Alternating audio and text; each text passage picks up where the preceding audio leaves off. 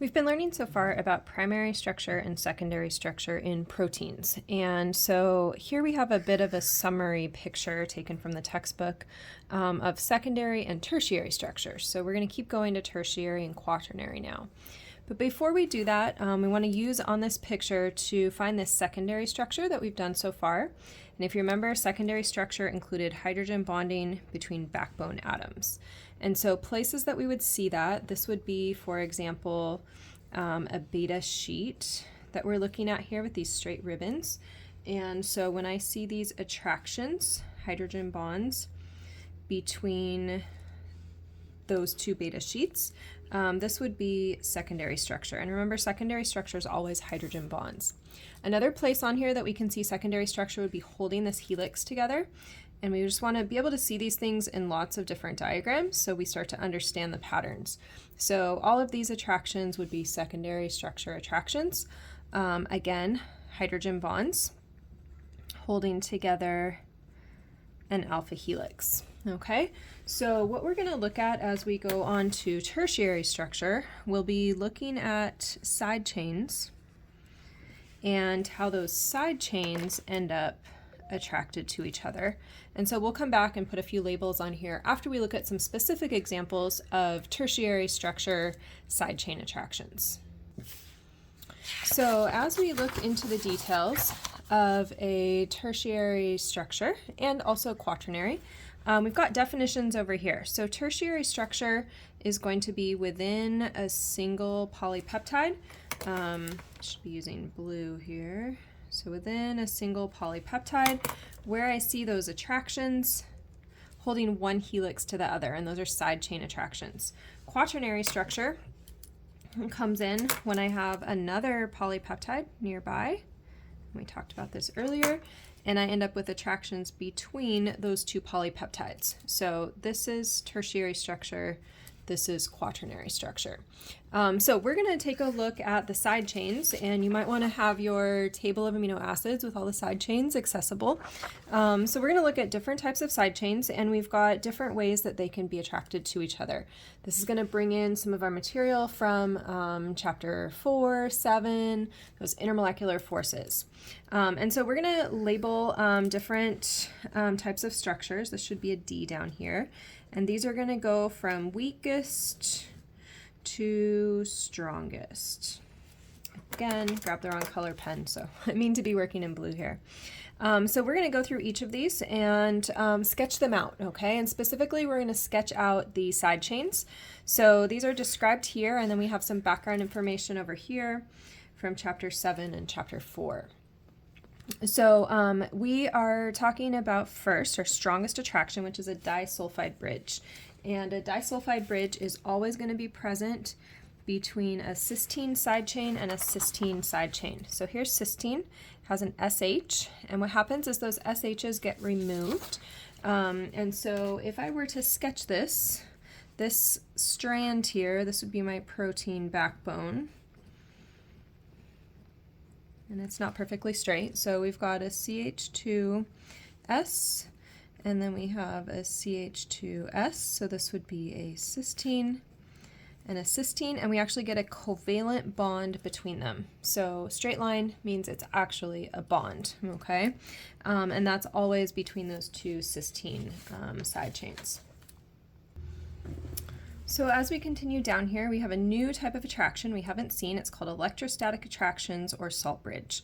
And these are still, all the rest of these are going to be intermolecular forces, so not a permanent bond like we saw here.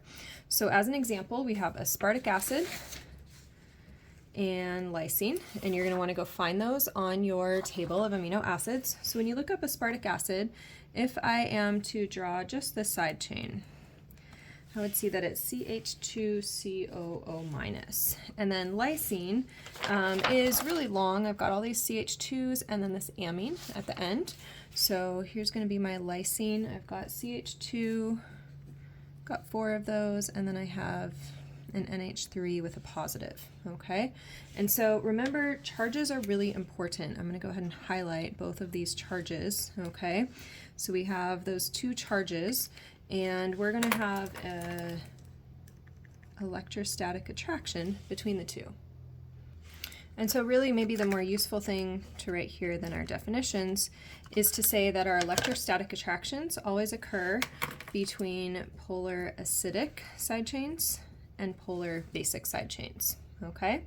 Now we have a group of 3 different polar side chains, so C1, C2, C3, all polar, so we're thinking we're probably going to see N's and O's here. Let's take a look at aspartic acid, which is what we drew up here. So aspartic acid, and then serine, and if I check out serine, you can see that serine is CH2OH. All right, so as I think about this, this is an ion attracted to a dipole, okay? And remember, in these dipoles, I can have a partial negative charge on the oxygen, partial positive on hydrogen. That was because electrons get pulled by oxygen because it's more electronegative. And so I end up with an ion dipole. The negative is attracted to that partial positive, and that would be an attraction. And just to keep in mind, on all of these, I could draw these boxes if I wanted to, but this is a side chain being attracted to a side chain. So if we went back to early in our notes, when we showed these attractions from a side chain to a side chain, that's what we're sketching out possibilities of right now, okay?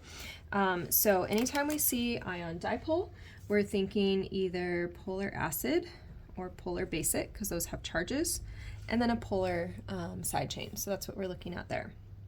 Another type of polar attraction, we've got serine, so we'll sketch out that serine, and I'm just reversing the order, CH2OH, CH2OH, same side chain. So that would be serine. And then if I take a look at threonine, that just has an extra carbon in it. So here is threonine, okay? Notice, again, I can have some partial charges, so partial positive for the hydrogens, partial negative for the oxygens, and I'm going to end up with an attraction between that partial positive and partial negative. That's hydrogen bonding, because remember, for hydrogen bonding we need an OH or an NH. We aren't going to see fluorines, and then an O or an N, and that was my donor and my acceptor, if you remember back to hydrogen bonding. So these are going to be 2 polar side chains. Notice all of these polar attractions so far have polar side chains. Finally, this is the least common one that we'll probably see, cysteine. So that's this amino acid that we've got up top here before it gets oxidized. So cysteine and then serine. Serine would be CH2 with that OH. And so again, I've got polar bond, polar bond. We could be specific in saying what attracts to what, but these are rare. I'm just going to draw an attraction there, okay? Finally, these should be pretty easy to spot. These should remind you a lot of what we've been seeing in chapters 10 through 11, especially. Nonpolar attractions. So isoleucine is a whole bunch of carbons, so lots of carbons, and that's a nonpolar side chain. Sorry, let me back up. This was polar with polar. Nonpolar with another nonpolar, which would be leucine. So CH2, CH, and then CH3s. And you can see no charges, no polarity. I just end up with an attraction between those. And so these are side chains being attracted to each other.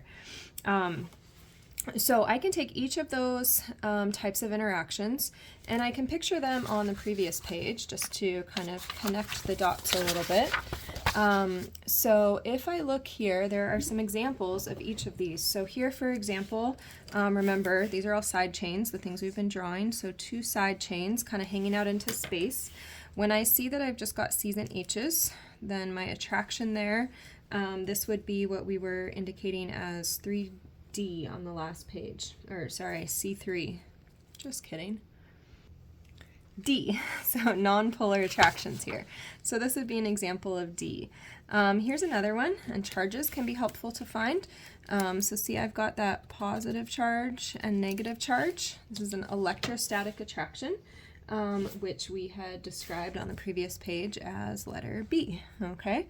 So some other side chain attractions I would like to draw your attention to. See if you can classify this one, and this one, and this one.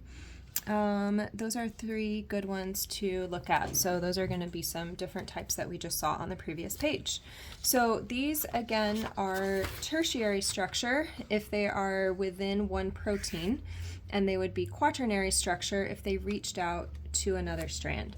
And just to give you a little bit of a visual, so tertiary structure, if I'm thinking about folding a protein up here, so tertiary structure would hold one helix to another all within the same strand. This would be tertiary structure. Quaternary structure is when I have a whole separate ribbon of polypeptides. It's hard to connect these together, okay?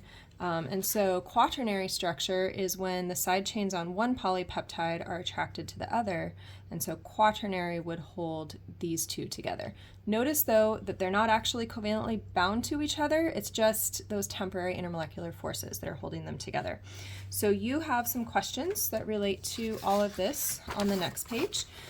You can give another example, and you can draw some of your own sketches drawing on what we just did together.